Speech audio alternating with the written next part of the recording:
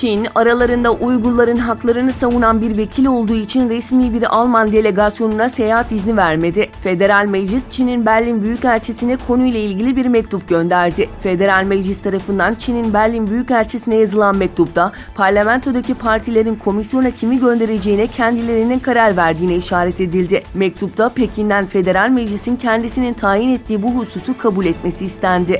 Mektubun 29 Temmuz tarihinde gönderildiği, Çin tarafının ise pazartesi itibariyle mektuba bir yanıt vermediği belirtiliyor.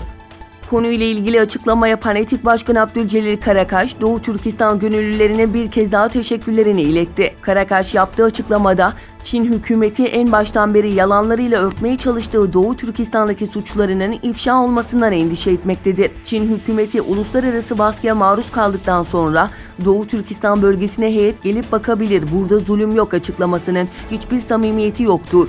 Alman milletvekillerine vize vermemesi bunun açık göstergesidir. Çin'in Doğu Türkistan'daki insanlık dışı cinayetlerini örtmeye çalışma çabaları, Çin'in nedenli suçluluk psikolojisi içerisinde olduğunu bize göstermektedir dedi. ABD'de Uygur Kurultayı heyeti Beyaz Saray'a gerçekleştirdiği ziyarette Doğu Türkistan konusunu anlattı. Dünya Uygur Kurultayı Başkan Yardımcısı Ömer Kanat, Beyaz Saray'da ABD Başkan Yardımcısı Mike Pence ile bir araya geldi. Ömer Kanat, Pence ile yaptığı görüşmesinde Doğu Türkistan'a dair güncel meseleleri anlattı.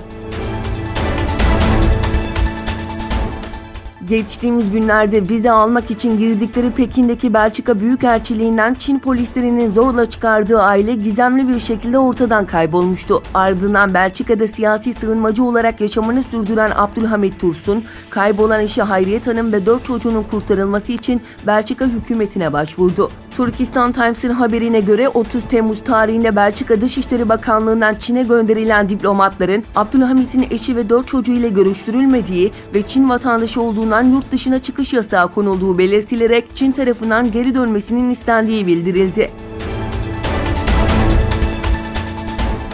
Çin'in Hong Kong özel idari bölgesinde zanlıların Çin'e iadesini kolaylaştıran yasa tasarısını protesto edenlere bir grup sopalarla saldırdı. Hong Kong'un kuzey noktası bölgesinde toplanan göstericiler bir grubun sopalı saldırısına uğradı. Çin'in sivil görünümlü sopalı saldırı gerçekleştiren askerleri 2009'da Doğu Türkistan'da yaşanan katliamı, sivil görünümlü sopa ile Uygur Türklerine saldıran askerleri hatırlattı.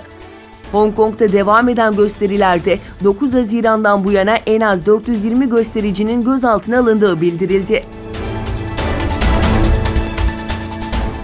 Rusya'da her biri 200 bin cephanenin bulunduğu depoda çıkan yangın sonucu patlamalar meydana geldi. İlk belirlemelere göre 4 kişi yaralandı. Yangın Rusya'nın Kronaysk bölgesindeki cephanelerin bulunduğu askeri bir depoda çıktı. Rusya Savunma Bakanlığı patlamalardan dolayı deponun 20 kilometre çevresindeki yerleşim yerlerinde yaşayan insanların etkilenebileceğini, bu yüzden bölgeden tahliyelerin başladığını duyurdu.